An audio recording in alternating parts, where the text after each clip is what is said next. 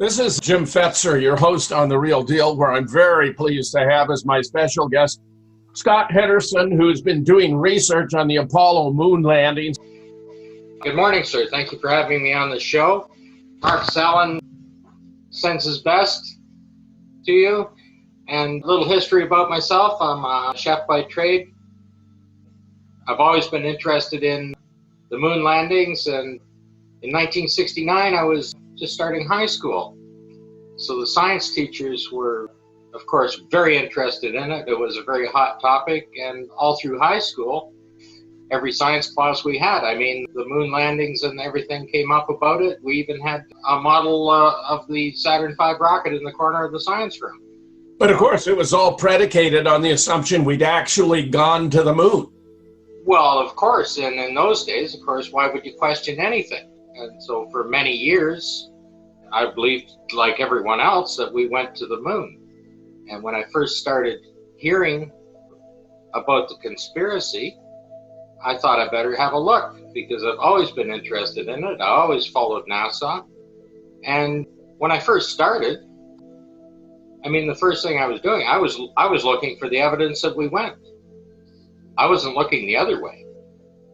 But what I researched is that the people that were speaking and saying we didn't go had some real facts.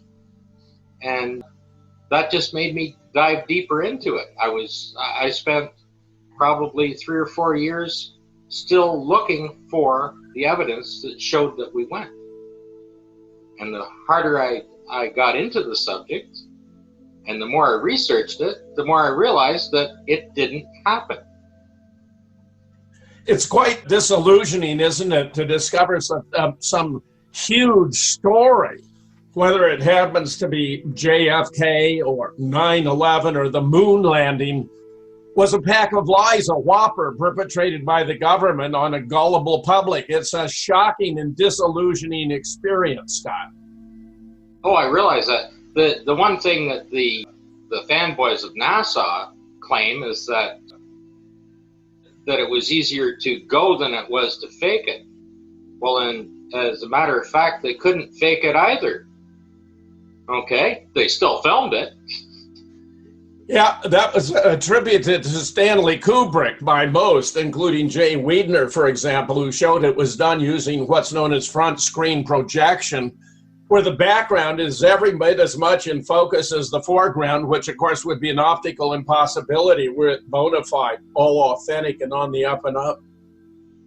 Well, yes, I've looked at his work, I've studied his work, and I've studied the involvement that Kubrick might have had. But you do realize that NASA has the largest studios in the world.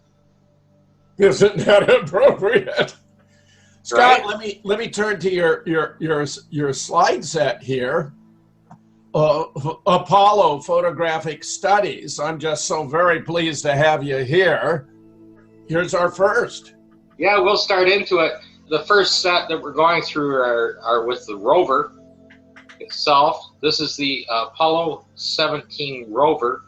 There are 3 of them, and it's very apparent in the picture. The one on the left in the screen is actually used in 15, 16, and 17 on it. The one at the top right is just used for a demonstration photo shoot, and the one at the bottom right, that's the photograph of the actual final resting place of the rover. And if you look carefully across the frame rail on that one at the bottom right, you'll see on the right-hand side, the links are quite a bit shorter on the right-hand side by the tire there, coming up. And then if you look at the one on the left, you'll see that they're quite a bit longer. The frame rail is completely different on the 2 machines. Well, that's fascinating. And of course, I notice on the top right, we have what looks like tracks for the rover, but on the left-hand side, there are no tracks, which of course is very, very puzzling, unless perhaps the rover was set down using a crane. Well, if you realize that they might have driven it in, if you realize that they were probably shooting it multiple times, okay, and the set crews and that would be out there, they'd have to rake off all of their footprints so that only the astronauts' footprints are in the shot. In fact, when they were re-grooming the set, they inadvertently had raked over all of the tracks as well. That's my theory on how that happens. But of course, you'd agree there's something funny there, because we should have tracks. If indeed moon dust retains any tracks, we see a number of footprints there, which suggests it does. My belief is, since the moon is bereft of atmosphere, that you could no more leave tracks in moon dust than you could in the sands of the Sahara.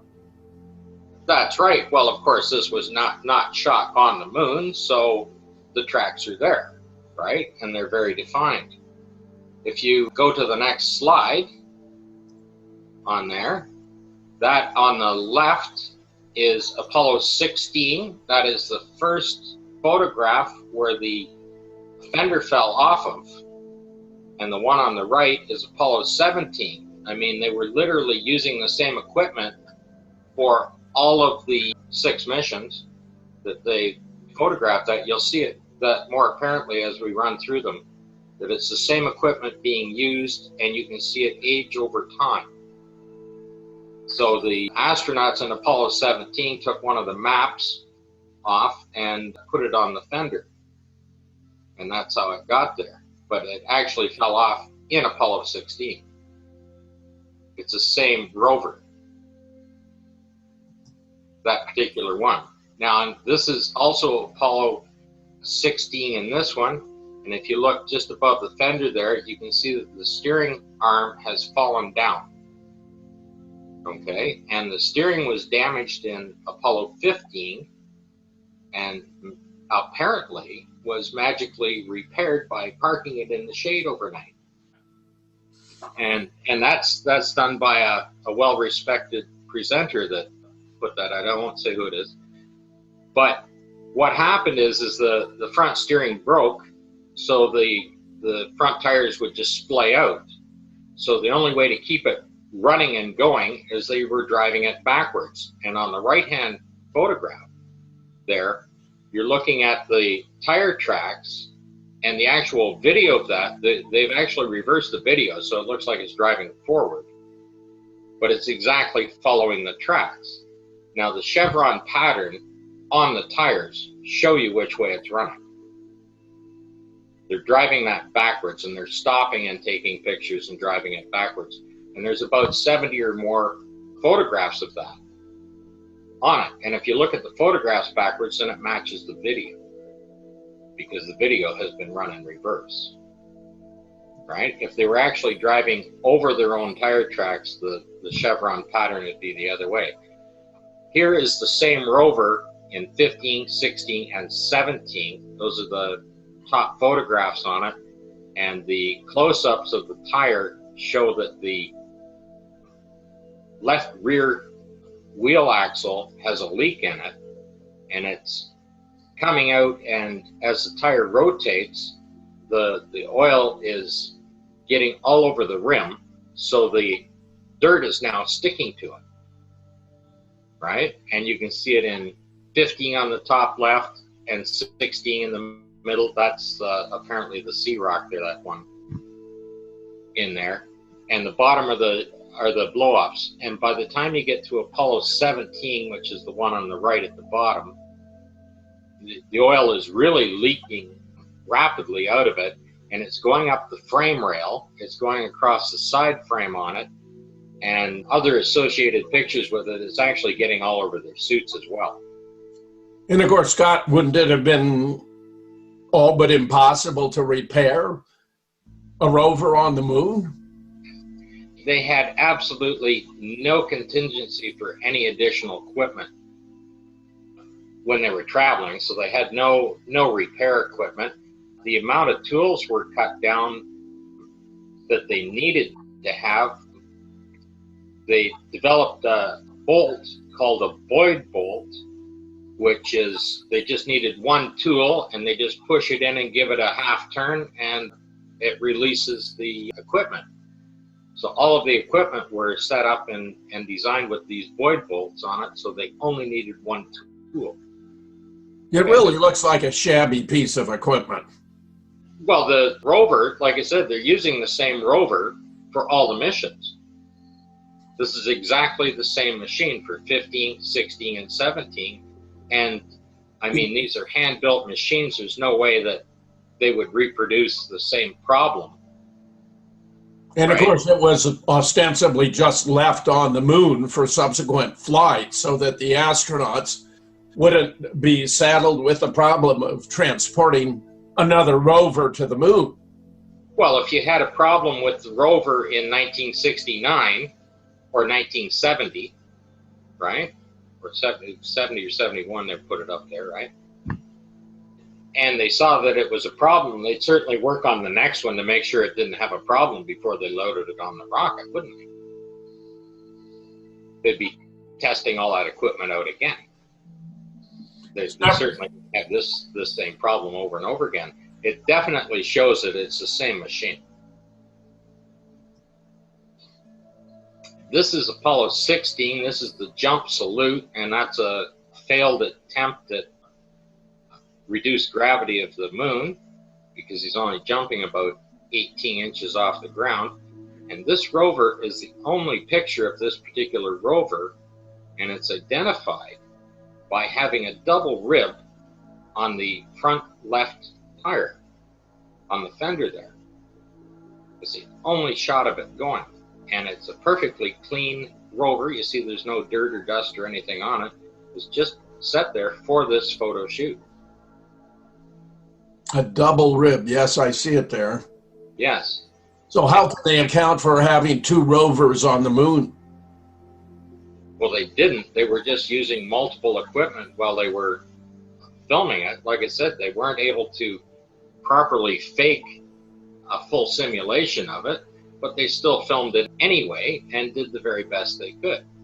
And this is what they were doing. When the equipment broke down, they just brought another piece in while they were filming it, hoping that no one would pay close enough attention to even notice the difference. You have to realize in 1969 that the only photographs available to the public were just what they put out for the media. There might be 2 or 3 dozen for each mission that were put out for magazines and newspapers and, you know, National Geographic, that kind of thing, right? That they put them in. The other hundreds of photos or thousands of photos were not available to the public, right? And when NASA first put up, even on their first website, right, there was only a limited amount there. And in 1999, Kip Teague, working for NASA, put the entire journal up of all the photographs. And of course, 3 years ago, they put them on Flickr as well. They've updated them and put them on Flickr as well for the public to see. And NASA claims that on Flickr in the last 3 years, they've had over 1 billion views of the photographs. Well, 1 billion views are going to lead to a lot of observations of anomalies of the kind you're observing here. And of course, these, which you're reporting, are novel to me, but I've seen hundreds of others before, including converging shadows implying more than one source of light, that you have illumination of an astronaut on the dark side of the lander where he ought to be in darkness. The waving flag, of course, in an environment where there's alleged to be no atmosphere. The classic conspiracy theory, did we land on the moon, even shows that the astronauts are being elevated by the use of cables. I mean, it's embarrassingly bad, Scott. As you observe, the deeper you get into it, the worse it becomes, the more elaborate the fraud. That's right. The one thing that I have stayed away from is reproducing anyone else's work. Okay? The information I give and what I put in the photographs are all of my findings, right? I certainly have looked at all the other findings, right, that people have found in there. I mean, it's easy for a lot of people to go out and have comments on what other people have discovered or done. And what is unique and what Marcus Allen himself was impressed with, as well as David Percy, is the amount of detail you can find in there to show how much more there is to it. I mean, there's 10,000 photographs of them, to look through. So there's just endless amount of stuff. And because it's shot here on Earth, okay, and the location of where it's being shot, I mean, it's actually shot in a landfill site, junkyard, like a scrap metal site, basically. And what is underneath that dirt is absolutely amazing, and we're going to find some of that very shortly when we go through. I love it. You mentioned the staggering number of photographs. Jack White, who is a legendary photo and film analyst from JFK, with whom I did a great deal of elaboration, became interested in the Apollo photographs, and of course also has a website there. And he just did a simple calculation of the number of minutes available to take photographs and the number of photographs taken, and discovered that if this were all authentic, the astronauts would have had to have been taking photographs at the rate of 1 every 50 seconds, which of course is completely absurd. They wouldn't be able to do anything else. Here, the 17 rover, this is right in front of the rear right wheel. Okay, that's the frame rail. You can see the arm that's going up there on the left, the arm that the arrow shoots through is for the seat itself. So you can see that in each of the photographs where it's sitting. The actual frame behind that is completely different in each one of the photographs. And I mean, it's part of the structure of the rover itself. You can't just change that. Those are the 3 separate rovers, and that clearly identifies that there are 3 separate machines. You can see the way they're constructed. I presume the rover was simply a variation on a dune buggy of the kind we find in Southern California ubiquitously. Except they made this one fold up with 4 electric motors running the tires. And on the bottom are the 3 different treads that they actually make. Which is completely ridiculous. You're supposed to have 1 rover with 1 set of tires, not leaving 3 set of tread tracks. Well, it should always look the same, right? The one on the left that's very square, the top left of the tire tracks. Yeah. You can see it's a perfectly straight line. Well, the Apollo 15 rover was damaged. It damaged the steering and everything else. And when they tried to fix it up, it's actually dog tracking, so the tire kicks a little sideways, so that instead of the chevron, it's only running on one part of the tire, so it looks like a square bar. You mean you are suggesting there's a legitimate explanation for this variation in the tracks? That's the one rover. That's the top left tread. That rover's damaged. This is Apollo 17, though. This rover's been running around in 15, 16, and 17. Okay, that's the same rover that broke down, that the steering arm fell off in 16 that we saw in the other picture. It's the same rover. They keep repairing this thing and keep using it over and over again, even though it's damaged. Do we have any records of the astronauts performing these repairs? Were they photographing their work on the rover? No, of course they didn't photograph the work on the rover. On Earth, and the entire support crew were coming in there, and probably Grumman and Boeing and everybody else are trying to keep this stuff running. It's just an elaborate joke. It's such a ruse. Now, this is Apollo 17, and they just threw the arm away when they were done. That steering arm right there is on the ground, and it finally fell off the rover completely. So they threw it away, and then they set a golf ball down beside it. And Apollo 14 is the only one that claimed to have a golf ball. And if anyone is analyzing this photograph in particular, and you zoom in about 10 times in, you'll start to see golf balls all over there. They were using this as a driving range when they were having lunch between filmings. Scott, that's stunning. That's just embarrassingly bad. The only thing I haven't found is what brand of pizza box they were using for lunch. You know, like it's pretty amazing when you look at some of these photographs. The arrogance of this operation, you know, just treating the American public as though they were nothing but a vast collection of morons. Now, if you're looking at the ground here, it doesn't match the background. Okay, the mountain in the background is quite a bit different color, and you'll see the change when they're shooting through this valley on it. And the reason why it's darker is because it had rained. Because it had rained on the moon. You can see that it's rained, and if you look at the ground, you can see how it's speckled or roughed up, just like it's rained. It's through there on it. That's why the footprints, okay, when you disturb the soil, should be the same color underneath. Okay? It shouldn't be darker. That only, like if you're walking through perfectly dry sand and you kick the sand up, it's still the same color. Right. Underneath. But if it's got water in it, then it's darker. That's right. Of course. And this is exactly what you're looking at in the photograph. And I mean, Scott, I love it. This is just fantastic stuff. This is just one example of the checklist, the cuff checklist. These are worn on the wrist or the cuff, right? And it's a little set of instructions for the astronauts.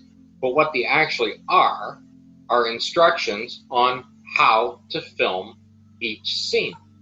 Yes, this is the script. This is the storyboard, right? The astronauts, of course, they had their own communications. They couldn't have anybody else giving them instructions over a mic that's being recorded live for them or whatever they're doing, right? And they were restricted in their vision, so they couldn't have people giving them hand signals, so they had to write these things up for them and say, this is what you got to do. So it actually gives them the timeline, because the DAC cameras either had a 4-minute reel or a 12-minute reel. So it gives them the timeline, what they're doing. And if you look at the top left, the LMP is the Lunar Module Pilot that shows him where he's going to be standing. Okay, it shows where the footprints are. It shows where the disturbed area is, right? It showed where the rock, where the hole was and where they set the rock, how to do it. And then it shows where it says 1, 2, 3 on the thing there, that it shows the camera settings and where to stand for the commander to take those photographs and how many photographs to take. Okay, and on the top right, it's a full description of a boulder right down to the exact size. Now this boulder is about 50% bigger than a football. Okay? Yeah. Now, it shows the exact time that the astronauts would arrive. This is Station 9. And of course, they laid the stations out too. They mapped all those out before they went. These are done months before they even took off, so-called, to go to the moon. So how did they know that there'd be a football size or twice as big as a football shaped rock there, and know what the mineral contents were once they split it open when they got there? Scott, this is devastating stuff. Absolutely. And then when you look at the bottom left, you'll see that it says photos taken. Past tense. Yes. Okay? But they even know the direction of the sun. Where to set the cameras up in the direction of the sun. How do you know which direction this rock is going to be located at when it's only that big? Because, of course, they're prepping the set. I mean, it all is just so incredibly revealing and so damning of the whole project, Scott. Well, you see, they went out and they collected the rocks here on Earth, and then they designed the set. So they set up the different stations, and that's where they're going to have the different samples of rocks coming from. And these are all laid out in the storyboard on the cuff checklist. Fascinating. All ahead of time, right? That's how you get the station layout. Even though the exact time, like if you can imagine the exact time, you have to start from launch and calculate that's when they're going to show up. I mean, if you did one extra orbit around the moon, you wouldn't even land in the same. There's 5 alternate landing sites for each mission. They left nothing to chance, of course, and nevertheless, they slipped up in innumerable different ways. Yes. And this is the video that they put up on the internet. It's called the Grand Prix. Okay, and if you listen to the commentary, it's like they're just, okay, we'll give it some gas and make a turn here and do this and do that. It's all laid out for them here right in the cuff checklist, that they drive through the first crater, go around the other two craters and drive through the last one. The camera positions are sitting there, and of course the astronaut is taking photographs of this and running both those cameras at the same time. I mean, both those cameras have to move to follow the rover. Doesn't this require more cameramen than we have astronauts? Well, there's only two there. The one on the right, Jones is the inspector for the filming. Okay, and they've penciled him in here on the thing. And there are a couple of people on the internet that claim that Jones is actually a crater. And they've reproduced a map showing that Jones was an actual crater. They drew a big circle around it, claiming it's a crater, and they've modified the commentary right at the Apollo site. So they must be working for either NASA or Phil Plait, Bad Astronomy, because he updates and does stuff on the Apollo General site. If that was a crater there, a large crater, the one that they drew and put a map up for, first of all, they never traversed through a crater. And if you look at the depth of these craters, okay, there's no way you're going to drive the rover through it. At no time did they do that. And that straight line is the traverse line where the rover's driving down there. And if you look at most of the craters on there, they're all done with British names. There's Camelot and Henry and Shakespeare and stuff like that, right? Not Jones. No. But there's nothing to support their claim that there's actual crater there where Jones is, what they've reproduced a map for. Okay? Nothing else supports that. And you believe it was actually a director or an inspector? Just go to the next screen. There he is right there. That color plate. Oh, yeah, Inspector Jones, yeah.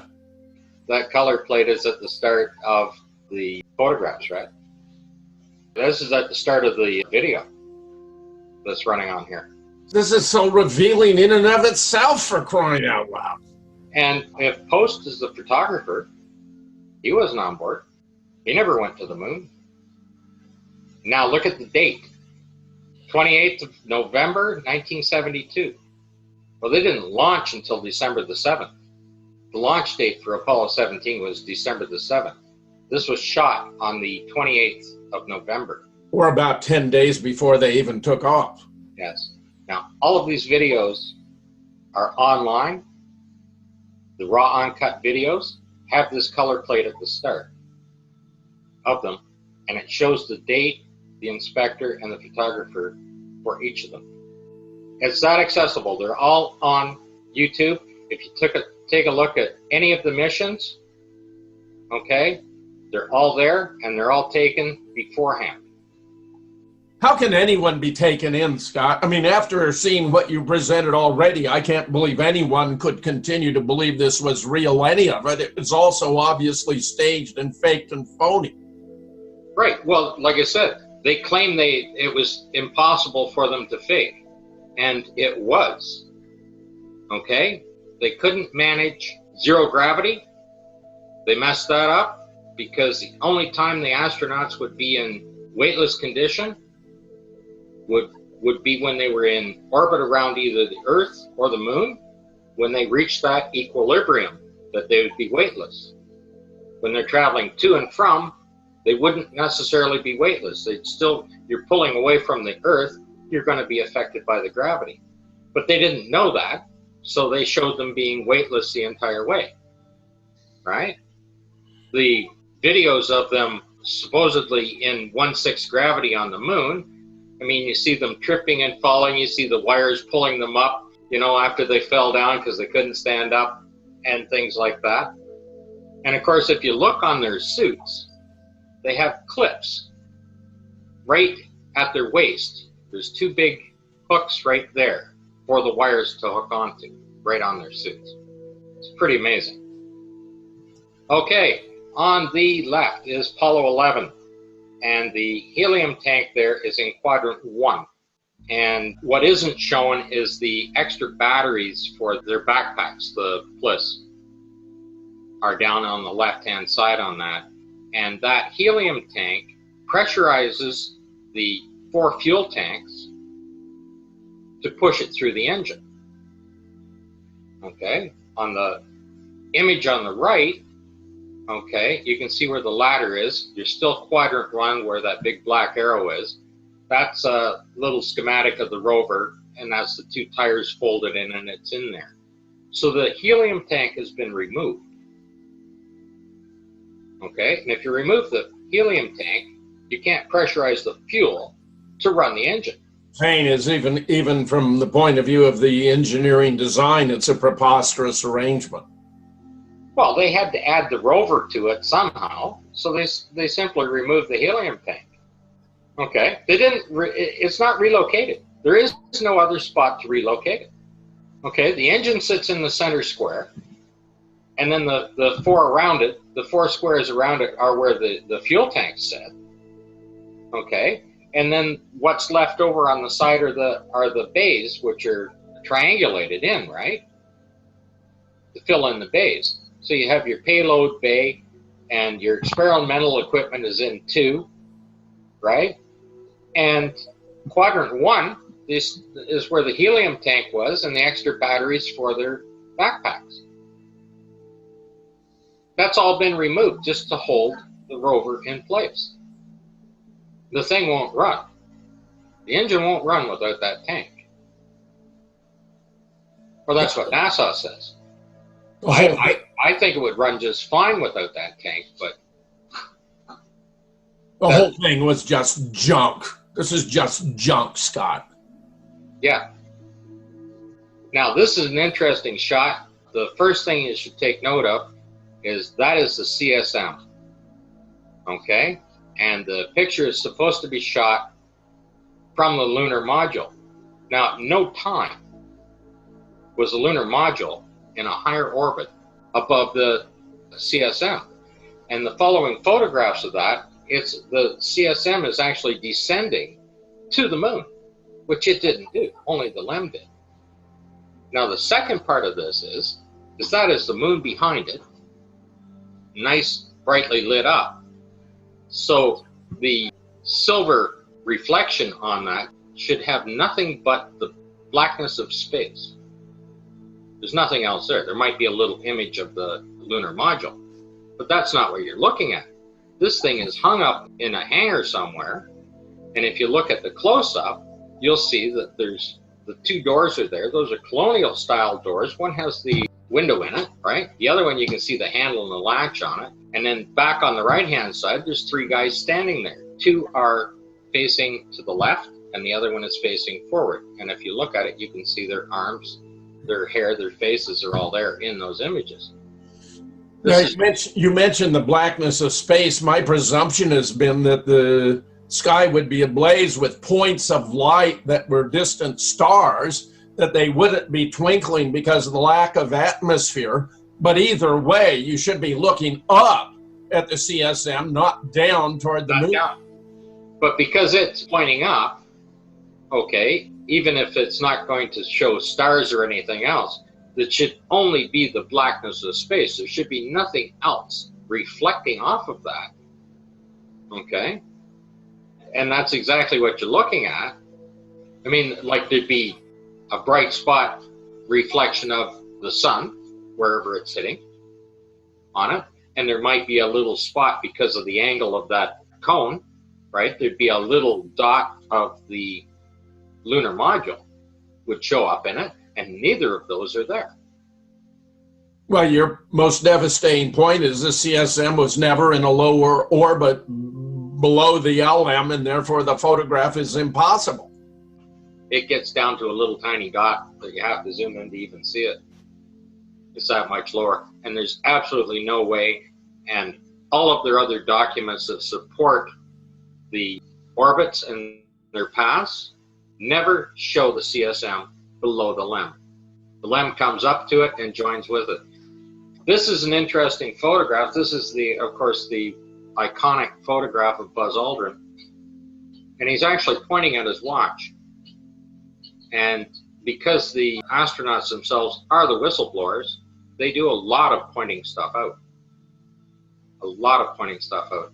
And if you see the watch is 14 minutes after 11, David Percy wrote up the article on here on the importance of the 11 and 14 for both the Freemasons and NASA. The fact of the matter is, he stepped on Buzz Aldrin's, the official file is he stepped on at 3:16:15 UTC time. That would make it 11:15 Florida time, I think. However, this photograph was taken 59 minutes and 20 seconds after he set foot on the moon. So it should say 12:15 if he was set on Florida time. If he was on Houston time, it would be 11:15, which is also Arizona time, right? Expand on this significance for Freemasons and NASA and the role of the astronauts in blowing whistles, even though clearly they have been severely constrained, possibly even threatened with the loss of their lives if they should speak out openly about the fraud. I believe that at the time, with the death of Chaffee, Grissom, and White, yeah, I believe that they were very disgruntled employees. Okay, and you can't imagine, unless you've ever had a disgruntled employee, you can imagine how they will mess you up. And they will mess you up in ways you can't imagine. And I mean, over time, those things pass. These people were paid a lot of money after the fact. And if you realize that every one of them quit right after their missions, all of the astronauts quit. Why wouldn't you work for NASA? You know, you're Neil Armstrong. You're known worldwide. It's the best advertising they could have. Why couldn't they keep him there? Why couldn't they keep any of these people there? Who wants to live a lie? Well, most of them became alcoholics. Buzz Aldrin's rather well known for that. But when they were shooting the photographs in their very disgruntled state and upset with their employer, they took these photographs to reveal the fraud. They are the whistleblowers. And when you start looking through at what they point out and how they point it out and how they reveal it, and we're going to get into a few of those, how they point things out. This one right here, this is interesting because on the right is the live TV camera shooting. And if you see that arm that's sitting out there, just at the bottom of the ladder, you can see where the camera should be sitting. And what's coming down, that shadow coming down on the ladder, is Aldrin's leg. On the left-hand photograph, when you look, there's no camera there. Now, NASA claims that that camera was on that pallet that folded down and came out, and where the location of that is in between, in that black spot in between the rungs, is where the camera is actually sitting mounted. And it is mounted there. But that's the one they drag out and set out on the ground to pull it out 100 feet and shoot from there. Well, these photographs are basically completely incompatible. Well, it's shot at different times. They shot the video. Aldrin appears to be in the shade, whereas here on the left, he's very clearly, illuminated. Well, that's right. It's shot at different times, different lighting, different everything. I mean, in and of itself, this proves the fraud right here. In fact, many of your different presentations, each of them is sufficient to show the whole thing was an elaborate hoax. Why isn't Armstrong in the photograph, in the live video? He has to be, you can see where he has to be standing to shoot that. It's shooting both the legs back, right? When you're looking there, you can see him shooting both the legs back. He has to be out on that side of that ladder. Roughly where the name Aldrin appears. Yes, he has to be standing there. And that bright spot is where he walks around to. If you're watching the video, he disappears around there long before, like, you see him taking some photographs or whatever. whatever, and then he walks around behind there. But Buzz hasn't even started down the ladder when he disappears. And the only way that could happen is it's shot at 2 different times. They're doing multiple takes. Here's an example of them changing the lighting up. Now, this photograph wouldn't have come out till 99, and I know a lot of people have researched it. I couldn't believe when I hit it that nobody had found it before me, because it's very blatant. There's 3 or 4 of them in the series on this, showing this lighting. So I just took 2 because it shows the lighting with the shadow one direction, the lighter shadow one direction, and then they've adjusted the lighting, and now it's off to the other side. Just unbelievably insulting. Okay, and nobody can explain this. Like, if somebody's going to go around and say, well, there was a guy out there running around and this reflective light is coming off his suit like Mythbusters, right? Both these guys are inside the LEM at the time when they shot this. It's just as blatant as that. This one, Paul and I did a full video on this. This is the Apollo 16, and the side of the craft, it literally explodes. Those panels literally are blown off on their simulated liftoff. Okay?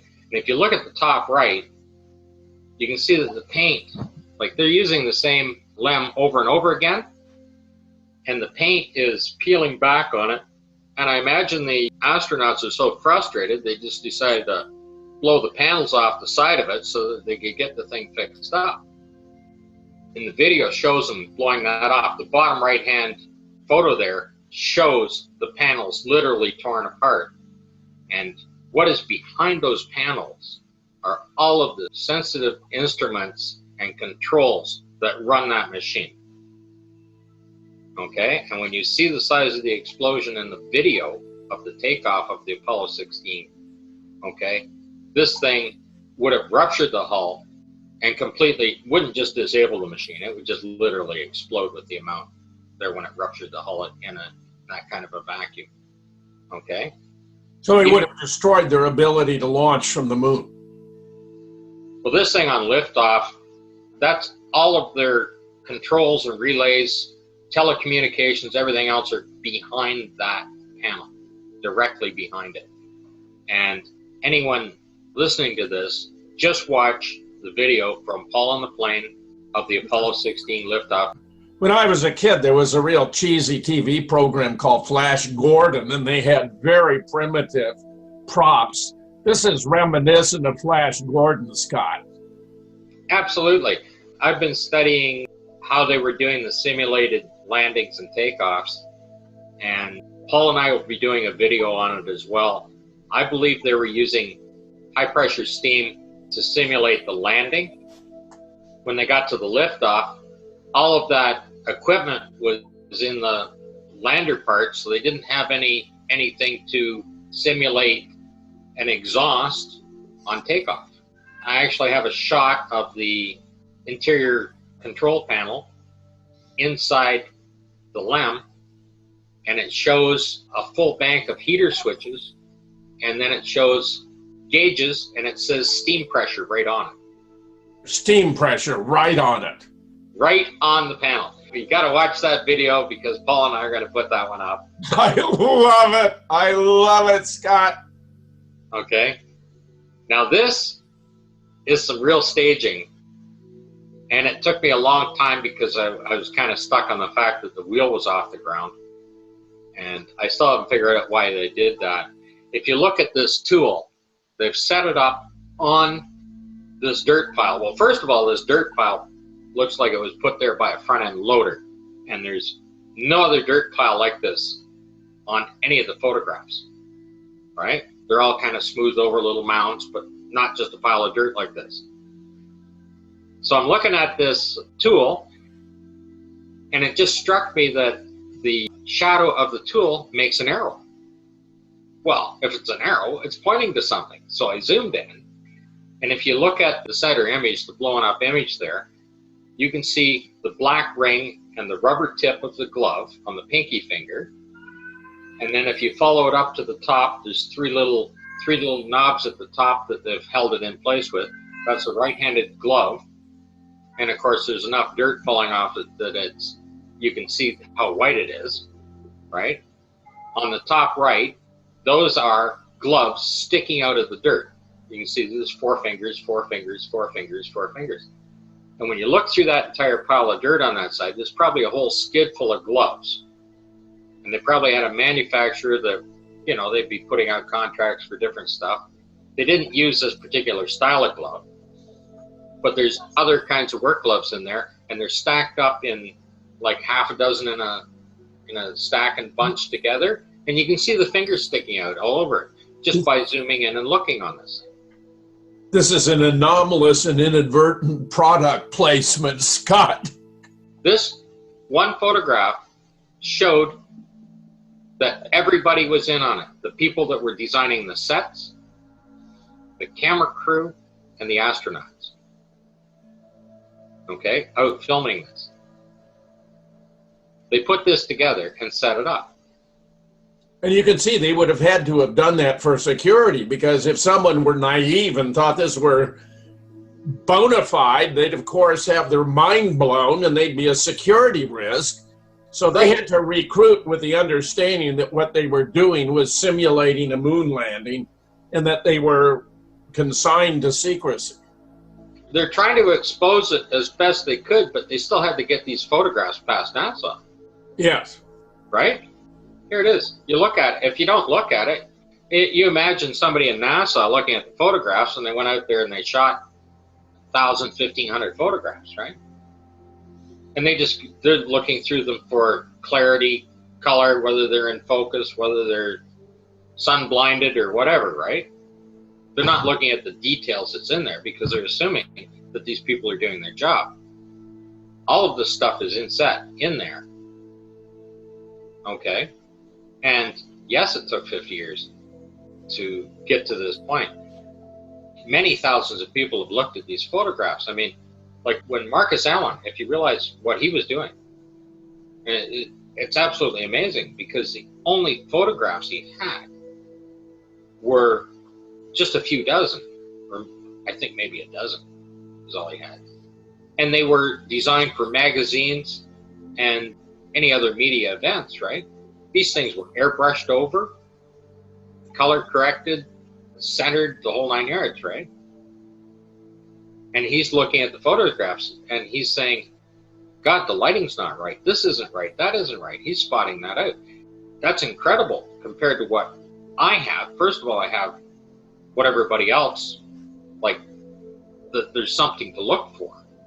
And I have every photograph available. I've downloaded every photograph. I have them all to look through. And I'm sitting here with a 4K video screen, 30-inch video screen, and I can zoom in 10, 15 times and it's still clear. It doesn't pixelate, right? I can see the detail. Nobody had that 25 years ago, 30 years ago. Ralph Renee and Bill Casing, they should have settled this back then. James Collier, he had them dead to rights as well. David Percy, Bart Sabrell. Every piece of evidence that they have come up with, any one of them, NASA should have conceded. Well, with what I have, they might as well throw all these photographs away, because it clearly shows the intent of the astronauts exposing this fraud.